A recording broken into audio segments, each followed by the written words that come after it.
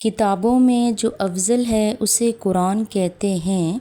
اسے جس نے اتارا ہے اسے رحمان کہتے ہیں۔ سجا لے اپنے سینے میں جو اس کے 30 پاروں کو، سجا لے اپنے سینے میں جو اس کے 30 پاروں کو، زمانے بھر میں اس کو حافظ قرآن کہتے ہیں۔ حافظ قرآن کی کیا فضیلت اور کیا اہمیت ہے، آئیے جان لیتے ہیں۔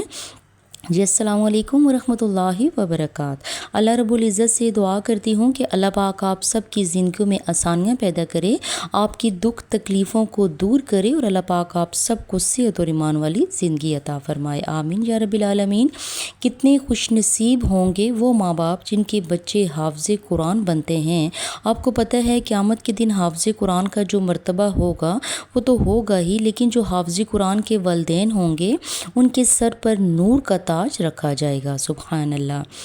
ان کے سروں پر نور کا تاج رکھا جائے گا، سبحان اللہ۔ کوشش کیجئے گا فیملی میں، اپنے خاندان میں ایک عالم دین حافظ ہونا چاہیے، ایک حافظ قرآن ہونا چاہیے۔ کوئی حدیث نہیں بتا سکتے، یہ کہیں نہیں لکھا ہوا کہ کسی انجینئر کی فضیلت ہو یا کسی ڈاکٹر کی فضیلت ہو، کہیں نہیں لکھا ہوا، لیکن آپ صلی اللہ علیہ وآلہ وسلم فرماتے ہیں، حدیث پاک کا مضمون ہے کہ جس نے قرآن پاک پڑھا اور اس کو یاد کیا اور اس نے قرآن کے حلال کیے ہوئے کو حلال سمجھا اور حرام کیے ہوئے کو حرام جانا، تو وہ اپنے گھر والوں میں سے ایسے 10 آدمیوں کی شفاعت کرے گا، ایسے 10 آدمیوں کی شفاعت کرے گا جن کے لیے جہنم واجب ہو چکا تھا، جن کے لیے جہنم واجب ہو چکا تھا۔ 10 آدمیوں کو جنت میں لے کر جائے گا ایک حافظ قرآن، سبحان اللہ۔ اور آپ صلی اللہ علیہ وآلہ وسلم فرماتے ہیں جو لوگ قرآن پاک کو حفظ کرتے ہیں وہ لوگ بہت مقدر والے ہوتے ہیں، وہ قابل رخش ہوتے ہیں۔ لیکن حافظ قرآن کے لیے یہ ہے کہ وہ صرف حفظ پر نہ رہے، یعنی کہ حفظ پر نہ رہے بلکہ اسے یاد بھی رکھے، اور صرف یاد پر نہ رہے، یعنی کہ صرف یاد نہیں، اس پر عمل بھی کرے، اس پر عمل کرنا بھی بہت ضروری ہے، تب جا کر تم وہ ساری رحمتیں سمیٹو گے جو حافظ قرآن کو ملتی ہیں۔ بے شک دنیا کی کتابوں میں قرآن چمکتا ہے، دنیا کی کتابوں میں قرآن چمکتا ہے، قرآن میں اللہ کا فرمان چمکتا ہے۔ عادت بنا لے جو تلاوت قرآن کی، عادت بنا لے جو تلاوت قرآن کی، اللہ کی نظروں میں وہ انسان چمکتا ہے، اللہ کی نظروں میں وہ انسان چمکتا ہے۔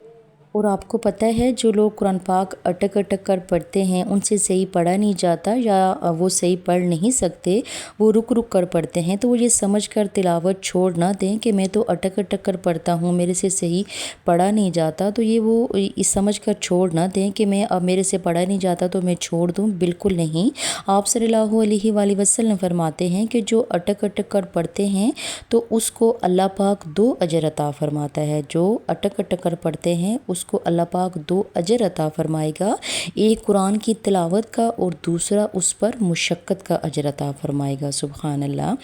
آپ صلی اللہ علیہ وآلہ وسلم فرماتے ہیں جس طرح لوہا زنگ پکڑتا ہے اس طرح